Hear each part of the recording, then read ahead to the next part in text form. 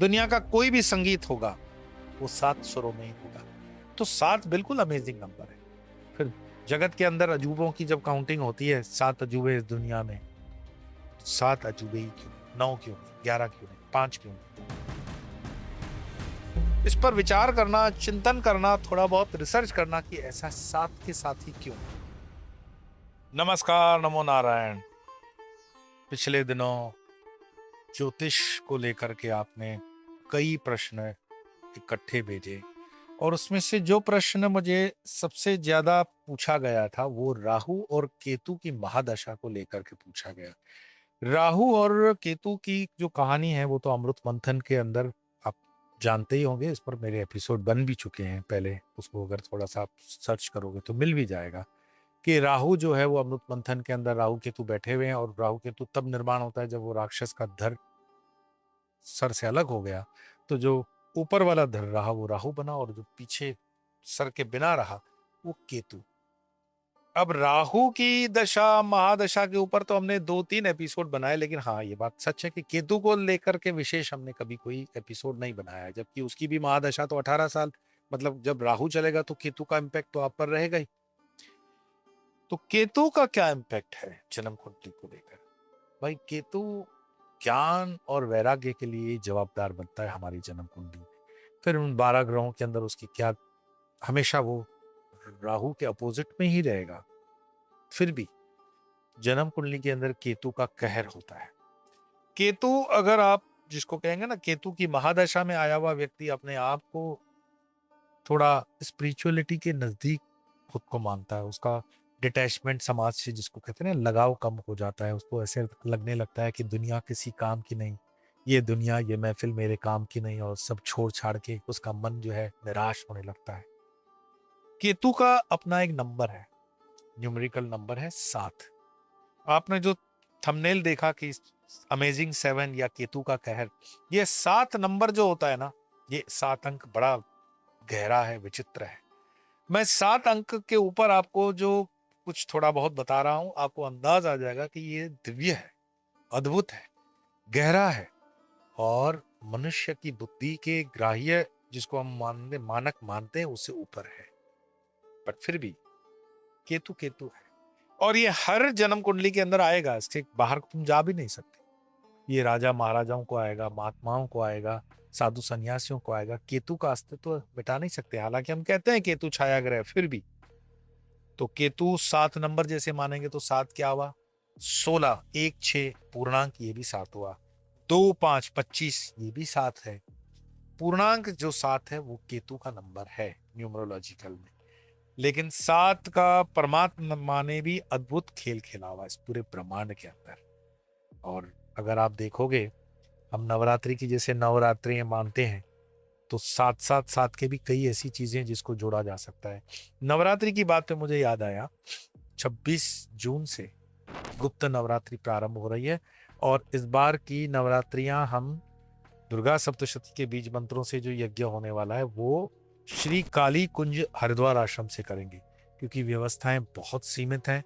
इसलिए आप उसमें सिर्फ ऑनलाइन ही हमसे जुड़ सकते हो, और ऑनलाइन अगर आपका कोई संकल्प है या गोत्र के या नाम के द्वारा से करते हो, वो आपको जानकारी वेबसाइट से मिल जाती है। 4 जुलाई तक ये नवरात्रि चलेगी और 10 जुलाई को गुरु पूर्णिमा है। तो 10 जुलाई को जो गुरु पूर्णिमा है वो उत्सव भी हम श्री काली कुंज आश्रम हरिद्वार से ही ऑनलाइन आपके साथ जुड़ेंगे, और उसकी भी जो पूरी डिटेल्स है आपको वेबसाइट पे मिल जाती है। तो वापस आ जाते हैं केतु के 7 अंक के ऊपर। आपने कभी ध्यान दिया है कि हमारे शरीर के अंदर चक्र कितने हैं? 7 चक्र। 7 चक्र कौन से हैं? पहला मूलाधार। तो मूलाधार का चक्र का जो देव है या भगवान है या देवता है वो है गणपति, और उसका रंग है लाल। दूसरा चक्र कौन सा है? स्वादिष्ठान। मूलाधार के ऊपर उठेंगे स्वादिष्ठान, उसके भगवान अधिष्ठाता देवता कौन है? ब्रह्मा, तो उनका रंग कौन सा है? नारंगी। तीसरा चक्र कौन सा है? मणिपुर। मणिपुर मतलब आपकी नाभि वाला स्थान। मणिपुर का अधिष्ठाता देव कौन सा है? तो विष्णु, तो उसका रंग कौन सा है? पीला। चौथा चक्र है अनाहत, नाभि के ऊपर इस तरफ आएगा अनाहत, उसके भगवान शिव, और शिव का रंग हरा, हरा मीन्स ग्रीन। फिर आएगा विशुद्ध, विशुद्ध कंठ में है, तो विशुद्ध पांचवा चक्र है, उसके अधिष्ठाता देव है रुद्र, और उसका रंग है नीला।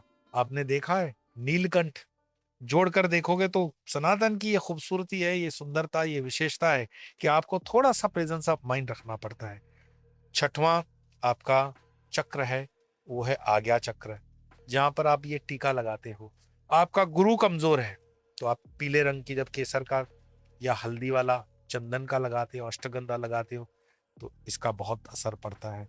आप जब भस्मी भी लगाते हो तो उसका प्रतीकात्मक रूप से जो ये लगाने का फायदा पड़ता है, ये आज्ञा चक्र को आपके जागृत करता है। आप जब सूर्य को अर्घ देते हो तो अर्घ चढ़ाते हुए कलश जो जल से आप चढ़ा रहे हो, उसकी पोजीशन ऐसी होगी कि जल की धारा जब गिरेगी तो उस जल की धारा में से सूर्य का दर्शन जो आप करते हो, तो वो किरण आपके आज्ञा चक्र पर पड़ती है और आज्ञा चक्र आपका एक्टिवेट होता है। ये छठवां चक्र आज्ञा, इसका रंग होता है बैंगनी।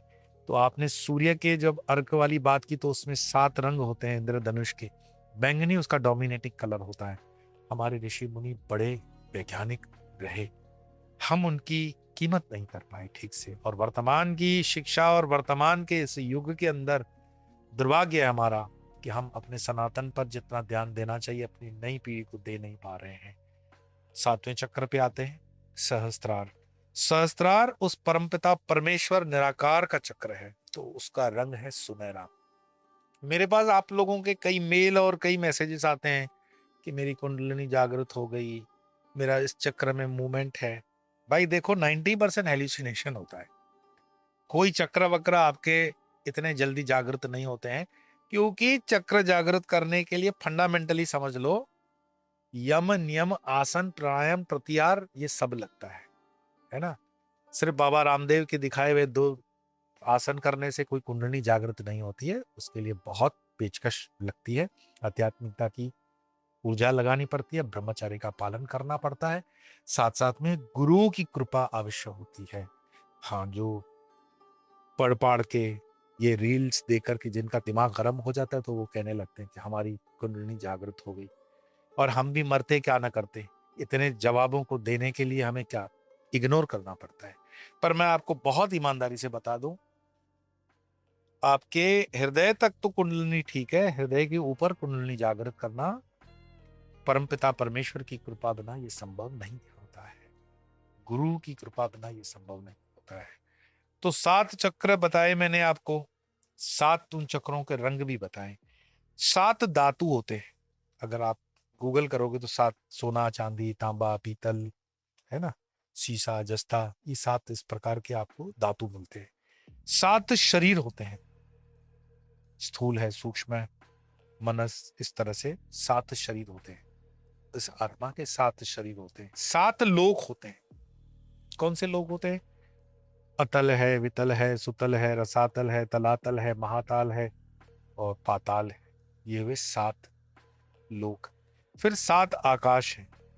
7 आकाशों के भी नाम आते हैं, जैसे नभ है, अंबर है, नीलांबर है, आकाश है, आसमान है, व्योम है, गगन है। 7 आसमान। 7 की बात क्यों चल रही है? केतु को लेकर के। केतु कौन? तो राहु से आपकी दशा के साथ की थोड़ा सा स्मृति में रहेंगे तो इसका जो मूल भाव है उसको आप समझ पाओगे कि 7 का अमेजिंग क्यों कहा गया है। It's a really amazing number. इंद्रधनुष में कितने रंग? तो 7। ये इंद्रधनुष के 7 रंग, लाल, नारंगी, पीला, हरा, नीला, जामुनी, बैंगनी। जामुनी रंग जामुन वाला जो है और बैंगनी रंग बैंगन का, इसमें अंतर है, और इस अंतर को अपने बच्चों को समझाओ कलर में कहा, लिटरली उनको डेमोन्स्ट्रेशन दे करके गूगल पे एटलीस्ट वर्चुअल भी दिखाओ। फिर 7 समुंदर है, प्रशांत सागर, हिंद महासागर, अटलांटिक, उत्तर ध्रुव, दक्षिण ध्रुव, अरब, बंगाल, 7 समुंदर हुए। फिर 7 स्वर हैं। 7 स्वर है, षडज है, ऋषभ है, गांधार है, मध्यम है, पंचम है, दैवत और निषाद है। सारे ग म प द नी। तो ये 7 स्वर, 7 स्वरों के अंदर संगीत इसके बाहर नहीं है। दुनिया का कोई भी संगीत होगा वो 7 स्वरों में ही होगा। तो 7 बिल्कुल अमेजिंग नंबर है। फिर जगत के अंदर अजूबों की जब काउंटिंग होती है, 7 अजूबे इस दुनिया में, तो 7 अजूबे ही क्यों, 9 क्यों नहीं, 11 क्यों नहीं, 5 क्यों नहीं? फिर सप्ताह के दिन सप्त इन 7, 7 सप्ताह के दिन 7 है। सोमवार, मंगलवार, बुधवार, गुरुवार, शुक्रवार, शनिवार, रविवार। फिर सूर्य के घोड़े कितने रथ में? 7, ये भी ध्यान रखना। फिर जो आदमी शादी करते हैं वो फेरे भी लगाएंगे, 7। बड़ा अमेजिंग नंबर। इस पर विचार करना, चिंतन करना, थोड़ा बहुत रिसर्च करना कि ऐसा 7 के साथ ही क्यों। और आपको कुंडलिनी के 7 ग्रह अगर पता है, ग्रह, तो उसमें भी सूर्य, चंद्र, बुध, गुरु, शुक्र, शनि, इसको देखने में आपको समझ में आएगा। ज्योतिष के अंदर भी 7 ग्रहों पे बड़ा वजन दिया जाता है। 2 छाया ग्रह पड़ेंगे, राहु और केतु। तो 7 ग्रह इस तरह से 9 ग्रह हो जाते हैं। 7 महीने का गर्भ, परिपक्व वैसे तो 9 महीने का माना जाता है, पर 7 महीने का जो गर्भ होता है तो बालक की अंदर माँ के गर्भ में पूरी रचना हो जाती है। इन इमरजेंसी केसेस अगर डॉक्टर उसको बाहर आजकल जैसे ऑक्सीजन वगैरह का सपोर्ट दे करके इनक्यूबेटर में रखते हैं, तो बच्चे 99.9% सर्वाइव कर जाते हैं। तो सप्तक, सप्तक का मतलब है 7, और दुर्गा सप्तशती, 700 श्लोकों का ये ग्रंथ है।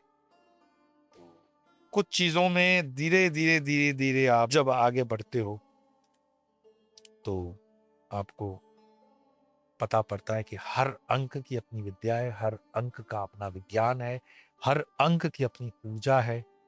7 उसमें से बहुत महत्वपूर्ण अंक है। ये सिर्फ हमारे धर्म के अंदर नहीं है, और धर्मों के अंदर भी उस अंक का महत्व है, पर वो हमारा आज का विषय नहीं है। तो 7, जैसे कि मैंने कहा, केतु का नंबर है। और केतु के मानो कि आप महादशा में आ गए हो, आप बोलोगे केतु का जब कहर बता ही रहे हो तो उससे उसका उपाय भी बताओ। तो हर ग्रह को लेकर के भी एपिसोड्स बने हुए आप देख सकते हो उसमें, पर आज चलते चलते मैं बताऊं, केतु की महादशा या केतु का प्रभाव अगर हमारे ऊपर नेगेटिव है तो केतु का प्रभाव कम करने के लिए गणपति की ही साधना की जा सकती है, वो अति उत्तम है। केतु जब आपका जन्म कुंडली के अंदर वीक होता है तो आपको स्वप्न के अंदर बहुत सर्प दर्शन होते हैं, सांपों के, क्योंकि केतु के नीचे का जो धड़ है वो आप देखोगे तो सांप से मिलता जुलता आपको मिलेगा। बाकी तो अपनी अपनी कल्पनाओं के ऊपर भी आप चलते हो, पर केतु को प्रसन्न करने के लिए गणपति की साधना बहुत आवश्यक है। इसमें भी ओम गम गणपते नमः मंत्र का जाप कर सकते हैं, गणपति अथर्व शीर्ष कर सकते हैं, और केतु को जो उसके और भी उपाय विशेष पिछले एपिसोडों में मैंने बताए हैं, उसको करने से केतु की दशा को थोड़ा बहुत आप सब्सिडाइज कर सकते हो। केतु के लिए जो निश्चित मंत्र का जाप होता है वो भी आप संख्या कर सकते हो, उस पर मैंने विशेष एक संख्या पूरी हर एक ग्रह की दी हुई है, उसमें से जान करके आप कर सकते हो। कुल मिला करके ये जो 7 अंक है ना, ये बहुत अपने आप में विस्मयकारी है, अमेजिंग है, अजूबा है। और यही 7 जो है, 7 साथ रहेंगे, आत्मा परमात्मा के साथ साथ साथ रहेगी। वो हिंदी फिल्म की बात नहीं कर रहा हूं, हम साथ साथ रहेंगे। प्रेरणा तो वही है कि हम साथ साथ रहेंगे। जीवात्मा और परमात्मा कभी अलग नहीं होंगे, वो साथ ही रहेंगे। और उसका प्रमाण मैं देता हूं मांडुक्य उपनिषद। तो जीवात्मा और परमात्मा साथ साथ एक साथ हो जाएंगे, तो एक साथ हो जाएंगे तो भी साथ हो जाएंगे, साथ साथ रहेंगे तो भी साथ साथ हो जाएंगे।